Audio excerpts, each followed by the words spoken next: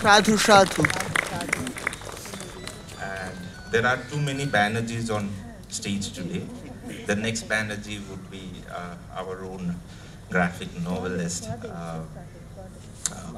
Sharnath Sharnath Banerjee, who teaches at many places these days, primarily based out of Berlin, but I think there's a lot of teaching going on all around, and he was also here recently, last year, to do a graphic novel course. So many of you might be also familiar or interacted with him in the recent times. So if you could also join us on the stage.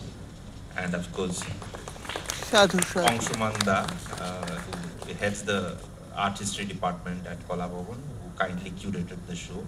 I will also invite you on stage. And with them, joining in a conversation would be the foundation's trustee, Mala Banerjee. May I also request you to take place? Sadhu.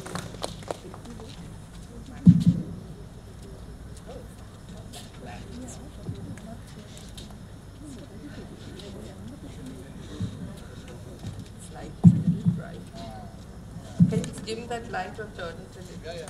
Thanks. Good evening, friends. The first disclaimer I have to make is that I have not studied economics or art history and know most about Sarnath's works, but know the work that is part of Water Tales very well, and I owe a debt of gratitude to the two of them for bringing this exhibition project to the inaugural Bengal Biennale. And Angshuman Da, he put it all together and gave it a local flavor, a local context that just added a different strand to the narrative the two Banerjees put together while they were walking around Boston, Berlin, and God knows which other city. So it was as though this was a stream it was a sangam between Abhijit and Sarnath. And then at the delta in came Angshuman Da, who gave it a sense of, it kind of tethered it to Shantiniketan and added a different dimension to the whole project which they had brought together here. So I'll start at the delta and ask Angshuman Da, what was the challenge of curating this exhibition and indeed of giving it a local context by talking about the water tales and the water challenges of this slightly rain deficit part of Bengal, which is Birbhum? Thank you very much, Maladi. And the first thing that, and thank you, Sharnath and Ovida, for coming for this. And the first challenge I faced was already the videos that were made by Ovida in collaboration with Sarnath were already up there in the net. So in the web, some people have watched it, it seems. But it has also a dynamics which is water related and water crisis related, which is related to water depletion and its causes in two different regions, largely the Gangetic Delta and Gangetic Plains, and also the Punjab, which is more arid compared to Bengal. So this is one dynamics to it. Another is the claim of the farmers for MSP, minimum support price, for rice largely, but also pulses of different kinds, all of which apparently consume more water, but wheat consumes less water, as I understood from a common man's point of view. But most importantly, there's a hugely, fantastically told narrative, storytelling, that is the grip of the entire project, it seems. So it's kind of, it has got very serious element, but they're wrapped in fantastically told in a very minimalist manner. The narrative tells, narrativizing it in a telltale manner by Ovida, and they're kind of synchronized in sync works Sharnath's work. So these two seems to me to be parallel narratives, but overall gives an overview of two comparators, sort of, comparison between two comparators, Punjab and Bengal. I realized that having stayed here in this arid region, alluvial, non-alluvial region, this largely laterite belt called Birbhum and the Rar Bongo, largely, the generic term for it, which includes Purulia and Bankura and part of Midnapur as well. So I thought that water dynamics here in this dry region is likely to be slightly different. So from that intuition I started, and also started doing some bit of research on the subject. And I found definitely different material, slightly. And so I wanted to localize it, what is largely a global dynamics projected by Abhijit and Abhijit and Sharnath together in a very, very succinct manner and a very humorous manner, very witty manner, in fact, posing themselves, basically situating themselves as Bengalis also, as primarily as ethnic creatures attached to rice so much. So he starts in a very humorous way about a political slogan of the Khadyo Andolan, that is food movement of the 50s, in which it became very violent actually at one point, but then people criticized the then Chief Minister of Bengal for having said that if they don't get rice, let them eat wheat. So people reacted actually. They were very staunch about eating rice. So rice became an identity for Bengal, it seems. So he concludes that maybe that gentleman was correct, suggested us in suggesting us to eat wheat, because wheat consumes less of water, and because of the rice production, which is also in excess in India, it seems, it sort of causes depletion of water at the rate of 1 meter per season, which is an alarming rate. So I started from that cue and elaborated it, situating it in Birbhum and subjacent region of Shantiniketan. So as to situate that house in which we house that exhibition, I also kept some of the photographs blown up, oversized blown up photographs, shot by Indira Dey, who was the original owner of the house. The house came up in 1968. So you can see from the photographs the situational dynamics of a single standing house over there.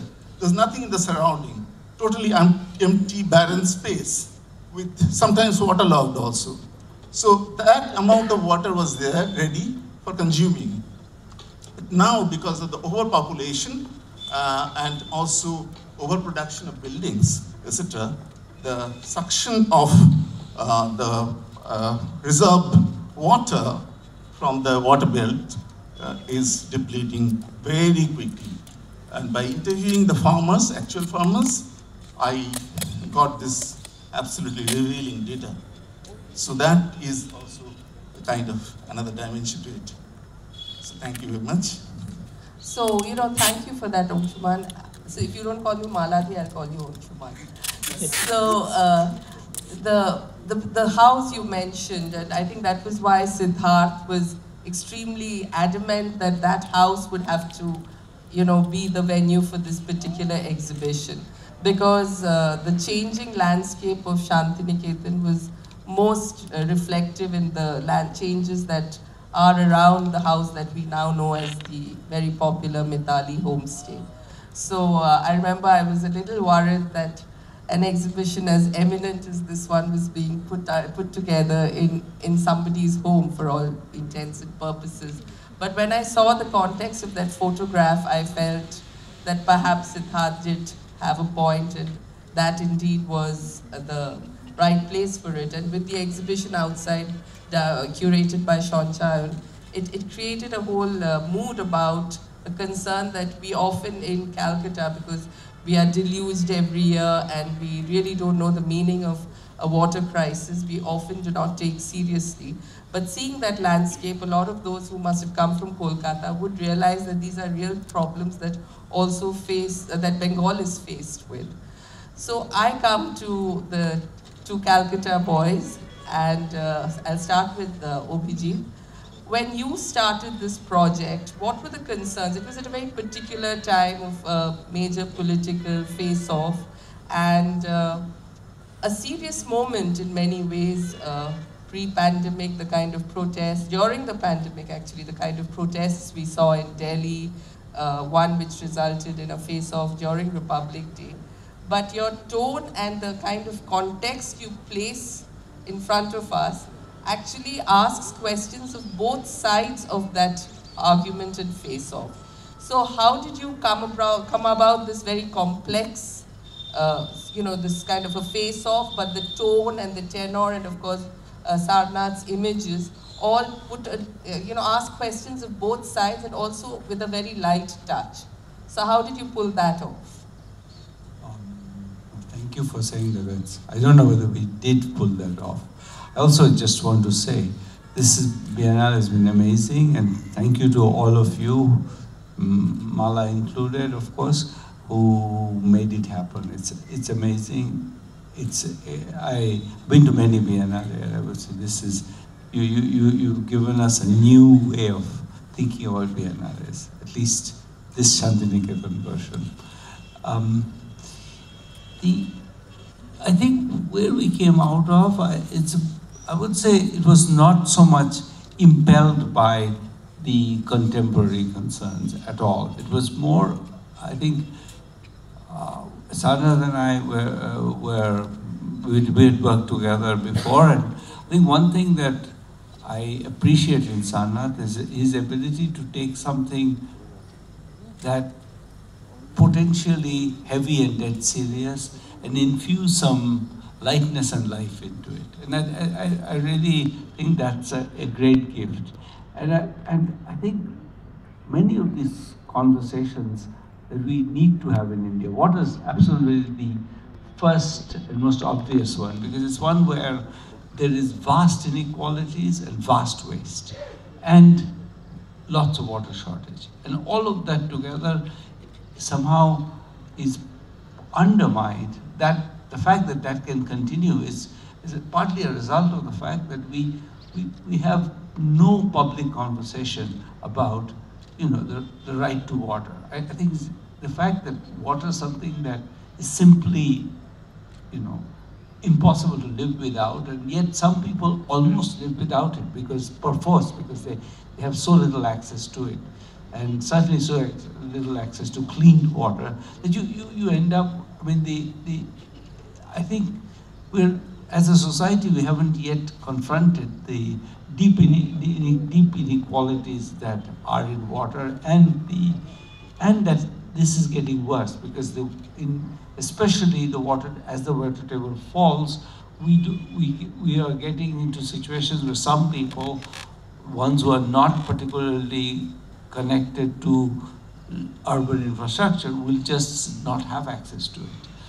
So all of that was in my mind, but I wanted to be able to maybe create a substrate for a public conversation which didn't start with, hitting people on the head with the facts. And it needed I felt, a lightness that Sarnath can bring that would make the conversation maybe a little bit, start from, you throw the facts at people, but you don't throw it, you hit them on the head with it. They see them, and maybe that's a way to get people to understand that these things are not simply a matter of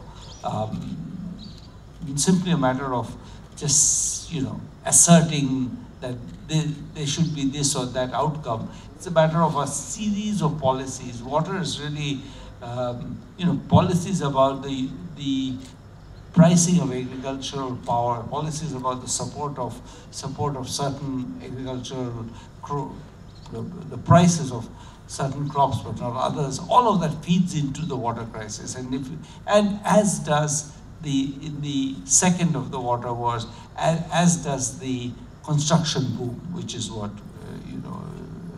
has been happening in Shantiniketan. All of these things feed into it in different ways, and from both sides. In fact, the construction boom both creates demand for water and creates sort of barriers to the flow of water, which often creates water logging along with water shortage. So all of that, I think, deserved more engaging presentation than the one I was personally capable of. So I tried to sell the idea to Sarnath, and you see what came out of that. So the entire lightness of touch has been attributed to you. Sarnath, you have actually dealt with this topic in one of your own graphic novels, All Quiet in Vikas Puri. And so it's not a topic that is entirely alien to you. In many ways, that book is prescient of some of the stories we do hear about in urban India now, where water is such a serious crisis in multi-story buildings, and you know, the whole chapter you had. There's one particular image of that book which stays with me, where a guy dives into water and is just stuck there because the water is so inadequate, it's so thick and turgid that he can't really finish the dive. So how was it working on this collaboration? Because economists are known for their erudition. Great sense of humor. Their great sense of humor, which is not so cleverly disguised by a lot of jargon, and current economists, those present, of course, excluded, but it can be heavy going. So there were those theories, and many of the things that OPG speaks about are serious, are full of theory, full of history, and yet you have said it with incredible lightness. Your images have worked beautifully, and I'll ask later about how the narration came, who wrote what. But how did you approach this project? I would again start by saying how wonderfully this Biennale has worked. The fact that so many communities have got together, young people, like a lot of young artists have like sort of working together, producing work, and the work that they're producing is now showing in the enthusiasm. We just felt such extremely moved by the way it is conducted. Speaking of the lightness of touch, one can definitely talk about the lightness of touch. I don't know whose touch it is, but definitely worked. So, starting on that note, so economists and heaviness. Obviously, I worked on a film on democracy together. One of the things that there were moments of argument, frustration, etc. But one thing that I noticed, that the way he arrived at a thought was entirely different than mine. Just arriving at a way of thinking, the dialectics of thinking. And so I'd already written Vikas Puri by then, and it was about a psychic plumber who goes to the center of earth to kind of search for an unknown, a mythical river, Saraswati, which perhaps now is not mythical anymore in the current science, with the current government. So that time it was a mythical river. And it is one way of thinking. So as a cartoonist also have their own conventions, and economists, a cartoonist can also be equally heavy and lugubrious and tedious as one could accuse an academic to be. The lightness is also, it's both ways.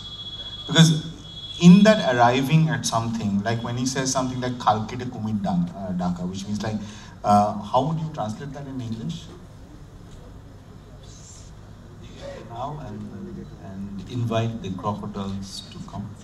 Yeah, which is how, so sort of single thoughts like that, or certain characters, like in the second film, you have a character, Mishtuda, who is a kind of a mix between Bapilairi and Kumar Sanu, is based on a character, again, Abhijit himself either knew or devised the fact that he was built like a Sonodyne television, which means... Do you know him, or did you make him up? I take the fifth on that one. So,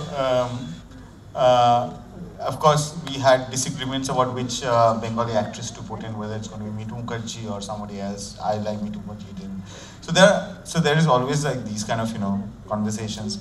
So I think he arrives at ideas in very interesting ways, which in itself, which for me is completely different. And I'll talk a little bit more about that. Earlier this morning, while having breakfast, we were talking about a common friend of ours who owns, of ours as well, who owns Lakshmi Tea. So Loki Tea as we call it. And how we're saying that how being a Loki Tea and doing economics or any subject according to the script can get you only that far. But if you want to go beyond that, the education system has to, within itself, robust enough to kind of bring back imagination into the subject, whether it's economics or physics or whatever. Just by following and giving a higher secondary and a bachelor's and getting to IIT and doing just the script is not good, is not enough. And we were discussing about that, and perhaps we can talk a little more about that. And also you can ask him a little bit about what he thinks about storytelling, because he just wrote an article on that. Yes, I was wanting to, again, this round start with you, Abhijit. You know, apart from storytelling, at the same time as you were doing this project, if I can put your chronology in order, you were also writing your book, your cookbook. And maybe chalk was also somewhere at the back of your mind. Not yet, but you were writing the cookbook at the same time. So, you know, the way you've written about rice and in the land of good intention, and how central something as simple as what is on the table is to the story of a culture, a story of the politics of a place, the story of two diverse states and how they encounter the same food in different ways with different challenges. So what is it about food and what it does for you that makes you as an economist feel like writing about it? So, I mean, rice is actually a great point of departure. One of the many sort of, you know, running themes in that cookbook, Cooking to Save Your Life, is that food needs to be somehow sustainable too. That you need, and one of the things that we know about the entire movement of diet in the world is, for example, is that it's moving towards specific products which are not necessarily sourced in sustainable ways. A very good example of that is basmati rice. Basmati rice is at the heart of the one of the waterworks piece, the one about Punjab, and basmati rice is a complete water guzzler. Now it's also not, and in now even in Bengal you'll see that a lot of pulaus are made with basmati rice. We have our own pulao rices.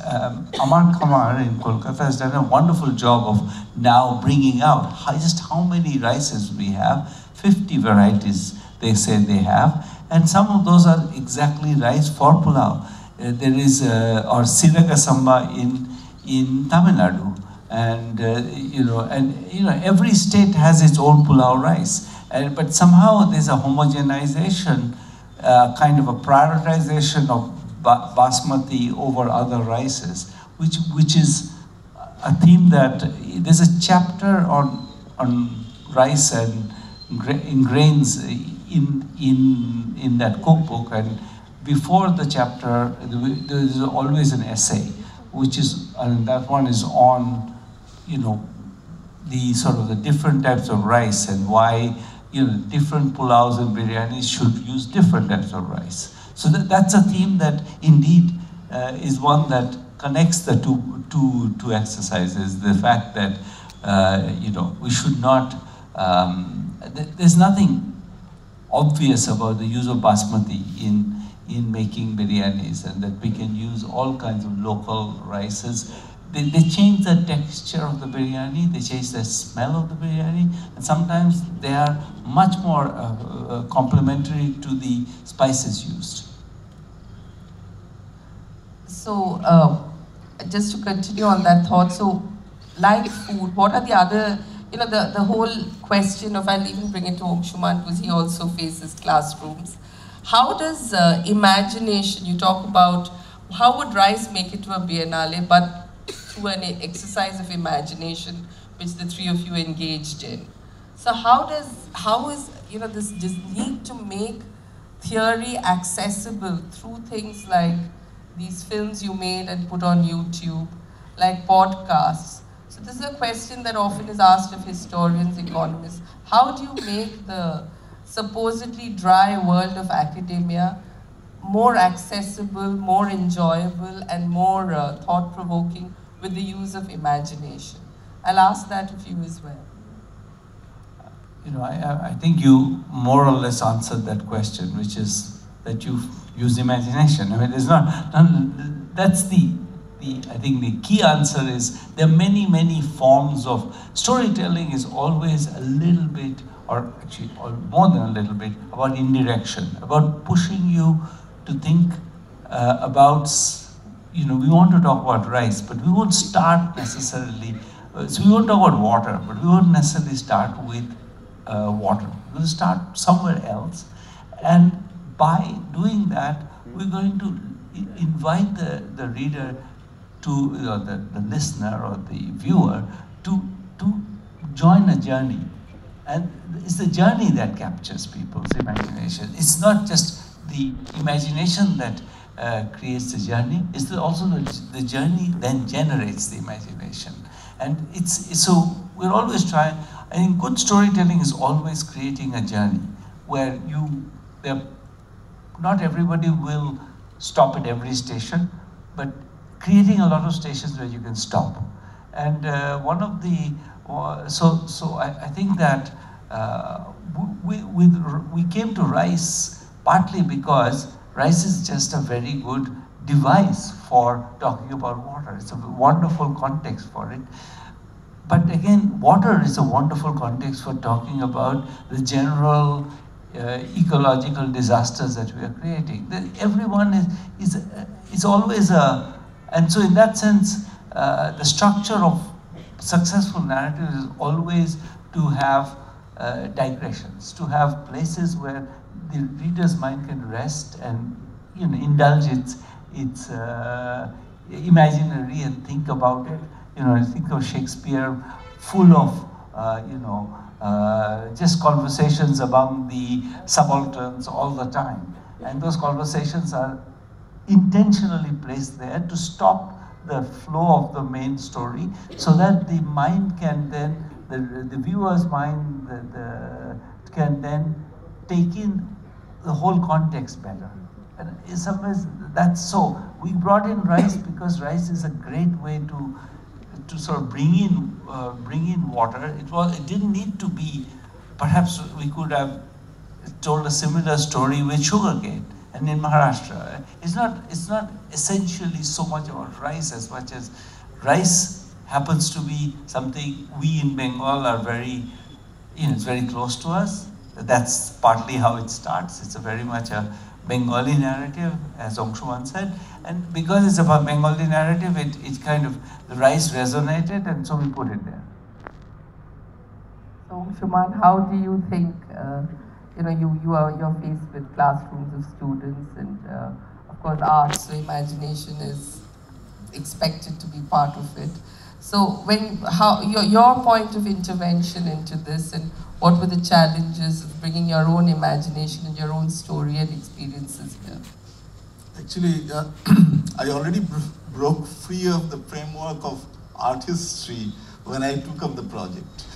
So, broke free in the sense that regular standard art history will never entertain a kind of thing. It has an anthropological streak. When it has anthropological streak, that means it has to go, then it can entertain a lot of other things. When it has a slightly sociological streak or economic streak, then you perhaps have a chance of volating against the strictures of the discipline, which can become very, very strict, very what you call scholastic study, basically. Sources, studying sources, etc., etc. and studying sources of imagination, and so go to iconography, and you know how protocols work in different disciplines. But when you want to break free, you bring in your experiences, like this whole business of thinking about food as a central to life, basically, like Rice Festival. Every country in South Asia celebrates the Rice Festival. This portion shop basically is a Rice Festival, all of it. It has a linkage with culture, broad base of culture, largely in the village base, which is 70% of India. So we are talking about 70-75% of India, which is village-based and which is agrarian. So, and that produces food. We are largely consumers of food. So thinking through that ground beneath us opens up a whole plethora of challenges that everybody faces, but everybody puts it in back burner because they have more pressing things to attend to. So they have protocols above all to which they attend, like as historians have protocols, economists have their protocols, and they follow a certain method. And to break free, you have to take shelter under narrative, and fictionalize it. There, the imagination comes to play. And in art history classes, actually bring imagination in. To bring imagination in is another kind of challenge, to bring in your experience with objects, with people, and surroundings, and the context. So there you can illuminate them and provoke them to think through different historical periods with those tools. So it's a set of toolbox, creating new set of toolbox as against the much accepted toolboxes. So I think this is a great point to come to the other film, which was The Eternal Swarm, which again I have read Sarnath's book Corridor, which is also very much based in Calcutta and has characters who are at least first cousins of Mishtuda, and you know, that whole, it's a landscape that you have drawn before. So how did you enjoy working with Obhijit's narrative on that particular narrative of you know, this story of Kolkata and all the challenges of real estate and how they can be sharks and sometimes an old lady can defeat a shark? So, so the thing is that he'd lived very interesting times in Calcutta, and he's obviously much more Calcutta than I am, because I went to Delhi at some point, and he has all these sort of stories that would happen not very far from his own neighborhood. Having a very charismatic economics professor father, and also like being in this sort of, you know, in a stream of many cultural confluences passing through, and also access to the old left and all the little gossips, and so it was like a Bolaño, a savage detective kind of, when he tells the story, it sounds like Calcutta becomes like Mexico City. Obhijit is a great storyteller in essence. Yeah. Not as good as Sarnath. I'm a quieter person, that's the only difference.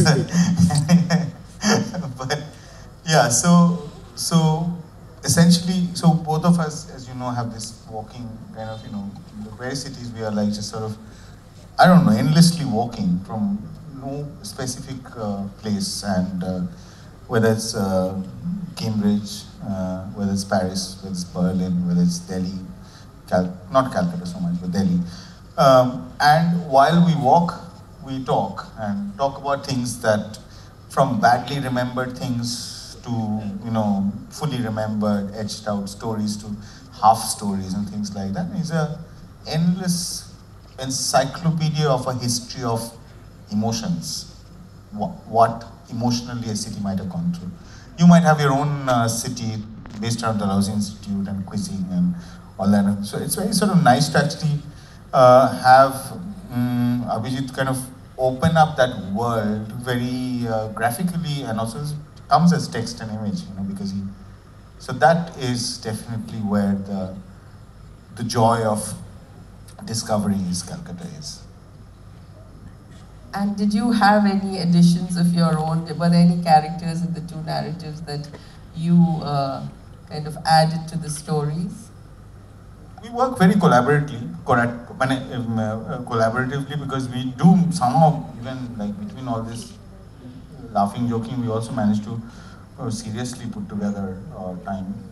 As in, like yesterday we did like work for 2 hours.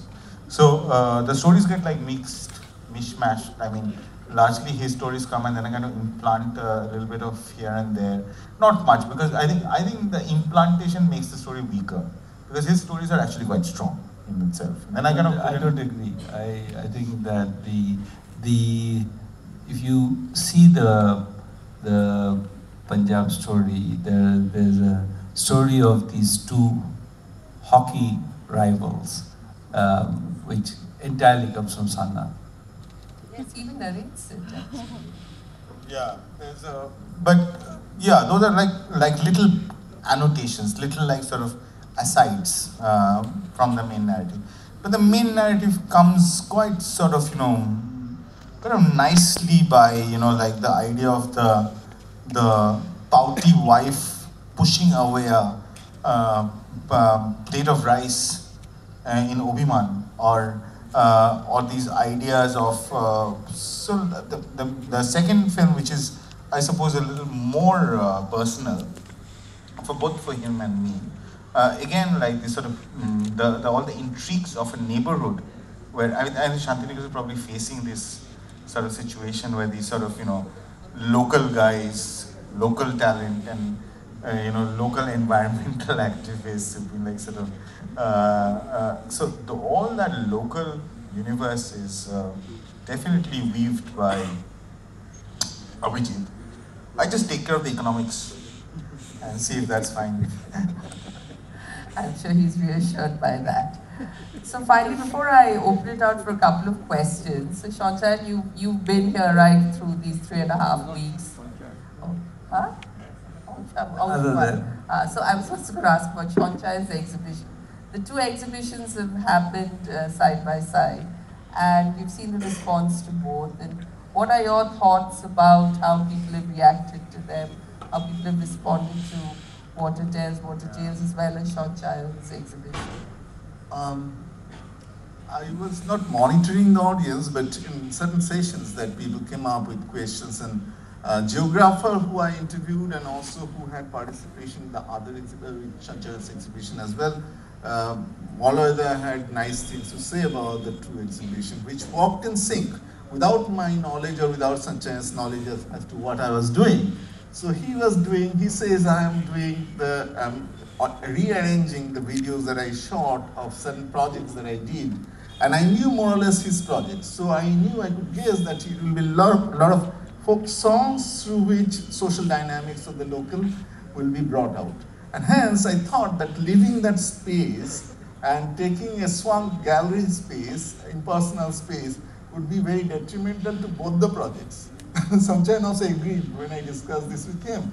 He said, yes, leaving one away, taking one away from that will disturb the system because it has some kind of symbiosis. And we, without knowing, did that. Later on, we realized what's happening there, because only at the moment of putting up.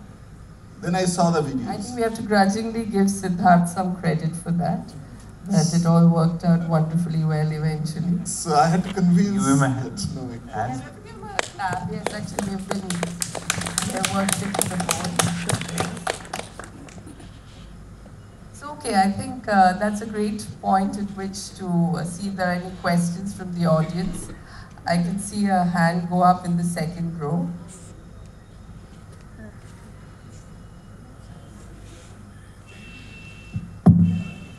It was very heartening to kind of have story as one of the main focus of this conversation, because we really went into some very kind of gritty and serious environmental issues. I think what it kind of touched, and it's almost there, like if you were to visualize Mishtuda is kind of life and work progressing, he seems quite the adapter. He's adapted to every circumstance and reality and recarved himself. What's he going to be doing in the era of climate change in Kolkata, which is really here?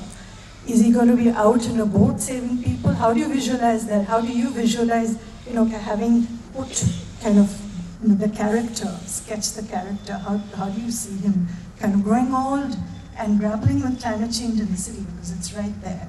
And on the Birbhum videos, there was this, they were documentaries, but what was really powerful about the first one in particular was the person who was a fakir, who was like a seer, who was seeing and feeling he was feeling the pain of the change in the landscape. And that's like, I just wanted to touch on that, because would you go back and talk to him 10 years later, maybe? And kind of see what he's saying, what he's sensing more in terms of the change that's happening. To that, the last one was Aushuda, of course, the Birbhum videos, and the other two, the climate change in the cities, to both of you. Yeah. So I think Anshuman, you can start about the video of the fakir and how he laments about it. Generally, we don't know him as a fakir. We call him Chacha. Generally, students call him Chacha. We call him Ekramda. He serves as a model in Kolabhavan normally, but he doubles as an actor when assistance calls for. And so he comes up with brilliant songs like he did here. And he suggested the song to me. When I was suggesting some other Lalan song, he said, no, I have a better song for you. So he sang that voluntarily. And so I went to his landscape, where his land is, etc. He knows that like his own child. So there's an organic touch to it when farmer talks about their land. So he dramatizes, he's prone to dramatizing. So he sort of says in sometimes straight voice, sometimes dramatizes. So all his things are high-pitched. So that's the advantage. And you said whether I'll inquire about him, he comes every day to Kolabhavan. So it's accessible. Maybe we can do something in Bengal Biennale 2034 with him and get back to you.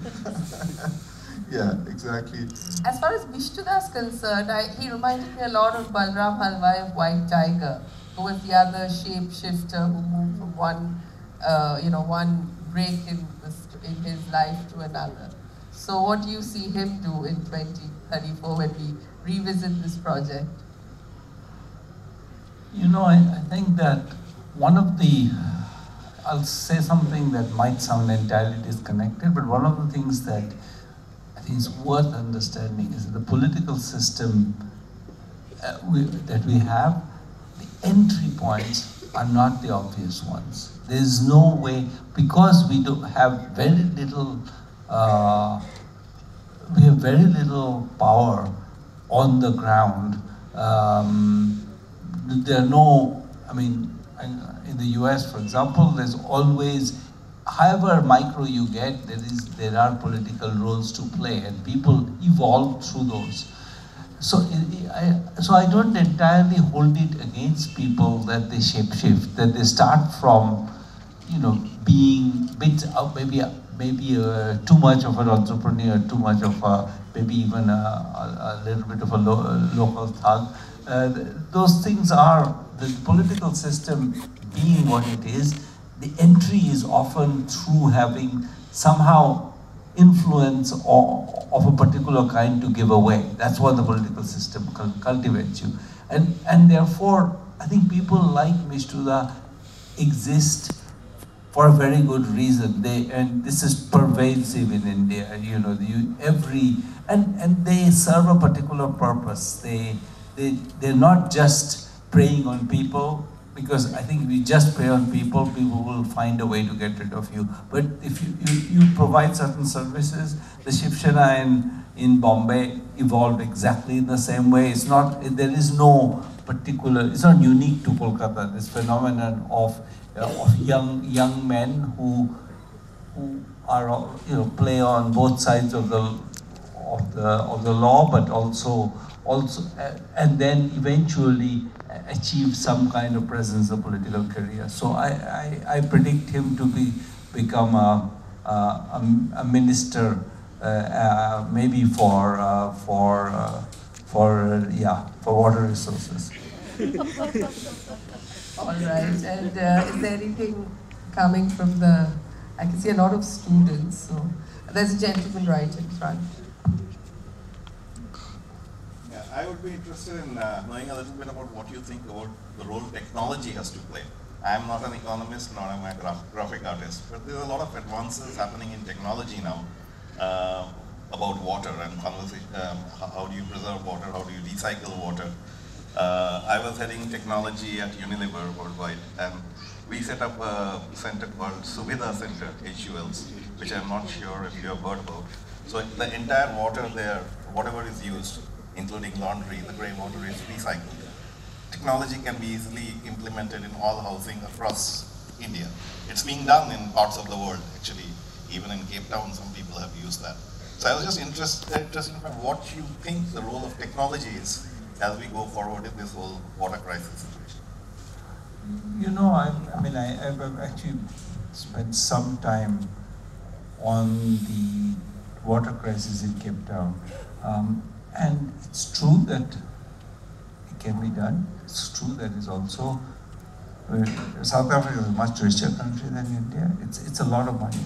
And I think of unless there is a real commitment as a society to fund that and make the water, sure that the water is available to everyone, I worry that could be another way in which the water gets grabbed by those who can afford the technology. I really think that till we need to have a public conversation about some of water equity.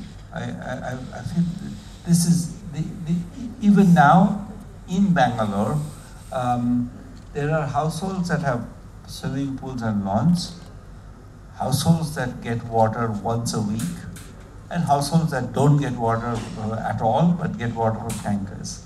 So that particular, and that's not just Bangalore. And so I think we really need to take, I think collectively we are happily amnesiac about the fact, especially those who have the water, that there's a huge number of water who are water don't have. So I think that's actually part of.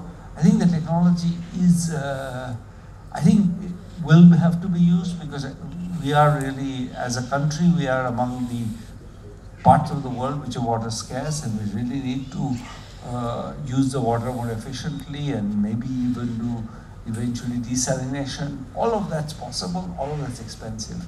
We're not spending anything like that on water right now, which is why those who don't have privileged status in society of one form or the other really don't have enough water. See your hand there.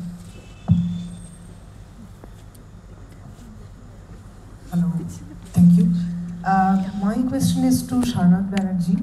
I'm just not even like a question, I'm interested to know, like he was saying that they too have different ways of approaching the same problem. So I'm just interested to know how, when you are finally conjuring the imageries, how are you coalescing these two thinking, these two approaches together? What's the process?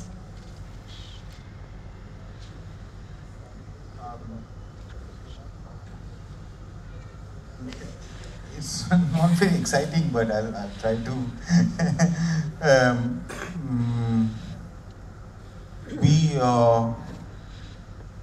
The way we work is we spin these tales, like randomly, like a kind of a very horizontal. I was doing some mapping. Somebody was doing this. Gaba is doing a lot of mapping. Kathaghar is doing this mapping.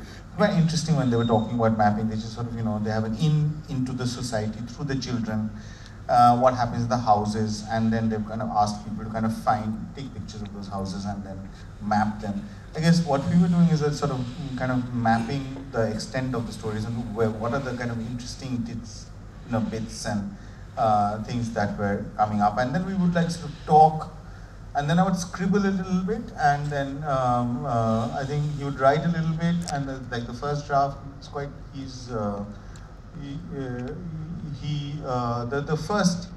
actually works quite sort of fast, and I work slow.